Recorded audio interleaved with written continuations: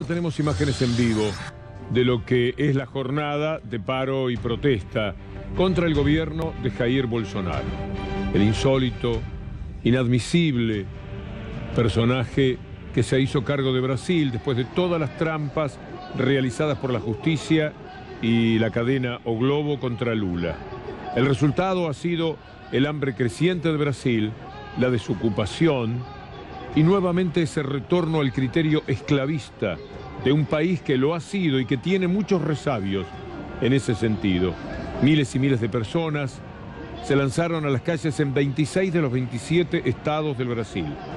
En San Pablo hubo detenidos y probablemente también en otras ciudades, 2, 3 o 4 en cada una de ellas, pero fundamentalmente en la ciudad de San Pablo. En esa ciudad, en el área metropolitana, hubo un altísimo acatamiento por parte de maestros, de bancarios, metalúrgicos, conductores de subterráneo, pero no tuvo el respaldo de los choferes de colectivos y los trenes urbanos. Siempre hay traiciones en los movimientos de los trabajadores, aún teniendo tanta razón como tienen los demás trabajadores de Brasil. La paralización contra la reforma previsional responde a nuestras expectativas, dijo el presidente de la Central Única de Trabajadores de San Pablo. Es decir, los estudiantes, además, están junto a la clase trabajadora. Ellos entendieron que esta forma de atacar a las futuras generaciones no la podemos admitir, no la podemos sobrellevar. Las movilizaciones y los piquetes de hoy heredan el envión de la multitudinaria marcha en defensa de la educación pública y contra los cortes que se han hecho en el presupuesto, especialmente en las universidades, que fueron aplastadas en su presupuesto por lo que determinó el gobierno de Jair Bolsonaro. Los estudiantes el 15 de mayo ya habían planteado sus quejas al respecto.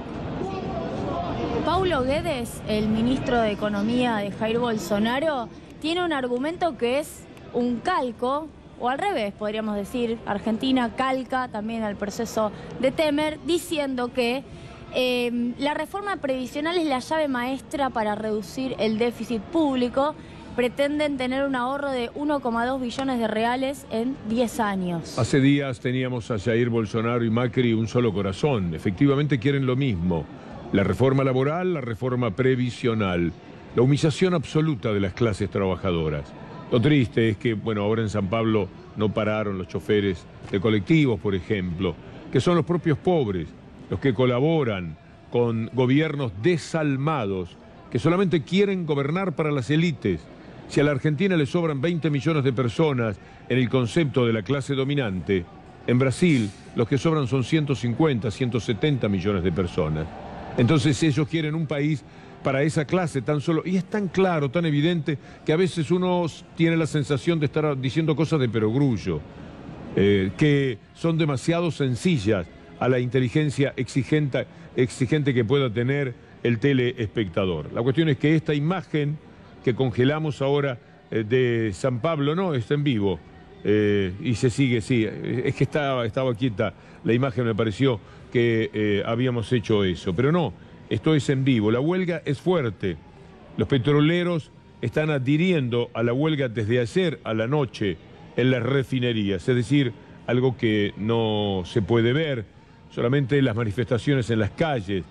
La clase trabajadora está despertando después de ser engañada el año pasado, pero la pucha que hemos sido sonsos, ¿no? En América Latina, fueron engañados.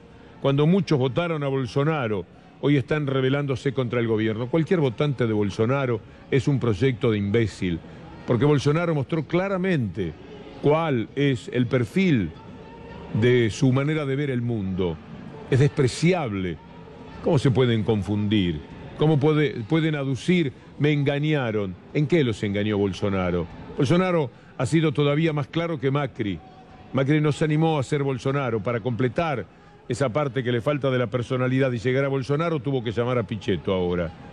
Hay dirigentes que se han referido a las revelaciones de determinados sitios sobre la complicidad del ex juez Moro, que ahora es ministro, bochornoso, vergonzante ministro para la justicia continental. Un hombre que inventó todo contra Lula, que lo juzgó, fíjense ustedes el poder que se puede tener cuando se está al servicio del establishment. Dijo, no tengo pruebas, pero tengo la convicción. Y mientras tanto, operaba sobre la personalidad de los fiscales, con los que ni siquiera tenía que tener contacto, pero lo hizo. Y los iba llevando, arrastrando a que dijeran lo que él quería, lo que él necesitaba para ponerlo preso a Lula. Y de esa forma eclipsar, vaya a saber por cuánto tiempo, la democracia de Brasil. Esta semana hemos tenido esperanza de la liberación de Lula. Difícil que el establishment ceda algo en ese sentido. Lula en las calles es temido por Bolsonaro. Lula caminando, Lula libre, Lula asomado a un balcón, Lula subido a un podio para hablarle a la gente, Lula en una cámara de televisión hablando libremente, hace temer a ese neoliberalismo que tiene necesidad de tenerlos presos. Por eso los presos políticos en la Argentina, por eso Lula preso y sin poder participar de las elecciones, y por eso los Bonadío, los Moro, los Stornelli, la gente que da pánico cuando pensamos en la justicia, porque se han hecho dueños de nuestras vidas, porque han hecho lo que se les antojó en todo este tiempo, para demostrarnos cuál es el poder. El poder de Brasil, el de la Argentina, es un escupitazgo en la cara frente a lo que nada podemos hacer por impotencia. Bueno, algo sí podemos hacer. Nosotros estamos mucho más cerca que Brasil, que tiene Bolsonaro para bastante tiempo. Aquí, este año, se van a definir muchas cosas. Esa multitud de Brasil es la misma multitud que en cualquier momento puede salir, y ya lo ha hecho, a las calles en la República Argentina, especialmente en Buenos Aires, pero también en Rosario, también en Córdoba, también en Tucumán. Gente que está queriendo que las cosas sean de otra manera, porque a ese neoliberalismo contra el que ahora esa imagen lo muestra, están protestando en Brasil. Contra ese neoliberalismo algo tenemos que hacer. Aquellos que necesitan sacárselo de encima por hambre y aquellos que sin tener hambre tienen la responsabilidad de que no se termine para siempre con la mínima equidad imponible a la condición de dignidad de cualquier país. Víctor Hugo, vamos a sumar a este diálogo a Marcelo Claudio, es periodista en Brasil, está allí trabajando para que nos cuente más detalles de esta manifestación y principalmente para que nos cuente cuáles son los puntos principales de esta reforma jubilatoria que se está encarando, porque aquí en Argentina puede venir algo similar. Buenas tardes, Marcelo Claudio, Víctor Hugo Morales, Agustina Rivas, Julio Estrada, los saludan. Hola Víctor Hugo y Mesa, el gusto de saludarlos acá de San Paulo. Así es, hoy todavía está habiendo un gran paro en todo el país, se siente fundamentalmente en las grandes capitales, paro de transportes en varias de las ciudades. Aquí en San Paulo hubo, digamos, cierta parcialidad, porque hubo una decisión de la justicia que obligó a las empresas de ómnibus, a las empresas de trenes, a tener una capacidad en el transporte, pero en estos momentos se está viendo una gran movilización también en el centro de San Paulo, en la avenida Paulista, precisamente con cientos de miles de personas, y por supuesto también en el centro de Río de Janeiro, protestando contra esta reforma jubilatoria que está queriendo imponer el gobierno Bolsonaro desde hace algún tiempo, Víctor Hugo. ¿Cuáles son las reacciones, Marcelo Claudio, a través de la televisión, del gobierno? ¿Cuáles son los tuits? ¿Qué se ha conocido? ¿Cómo están respondiendo? No, lo toman con absoluta tranquilidad. Ellos esperaban realmente este día porque se viene anunciando un paro de todos los sindicatos, pero bueno, como sucede en toda América, ellos han presionado a la justicia para que directamente, por decisiones judiciales y amenazas de multas enormes, digamos que obliguen a los sindicatos a tener una cierta cantidad, pero hay algunos sindicatos que no han hecho caso omiso. Por ejemplo, acá en San Pablo fue paralizado todo lo que sea educación pública y privada inclusive, y varios otros servicios, ¿no es cierto? Fue un paro bastante importante. Vamos a ver en el decorrer de las semanas cómo se va a comportar este gobierno. Ha habido represión. Nosotros tenemos en estos momentos una toma de una calle de trabajadores, se ven banderas que se agitan, pero no se ven disturbios. No obstante, alguna información había llegado de varios detenidos, particularmente en San Pablo. Sí, hubo algunos detenidos en San Pablo y también en Río de Janeiro y a la mañana porque, por supuesto, cortaron algunas vías de acceso, especialmente en la zona portuaria, y la policía, como sabemos que actúa habitualmente, es palos, gas lacrimógeno, balas de goma, y bueno, empieza ese tipo de refriegas.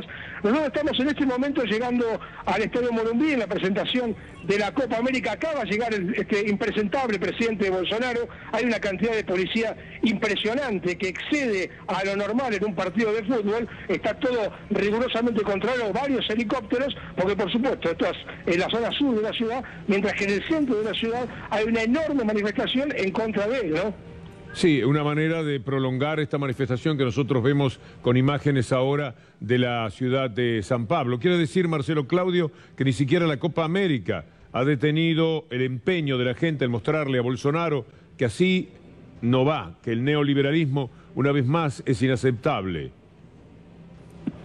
Exactamente, pero de cualquier forma, déjame decirte, Víctor Hugo, que en la Copa América no se va a poder entrar con remeras políticas, no se va a poder entrar, por ejemplo, con remeras que tengan la foto de Lula, por ejemplo, o la foto de Mariel Franco, o de algún partido político.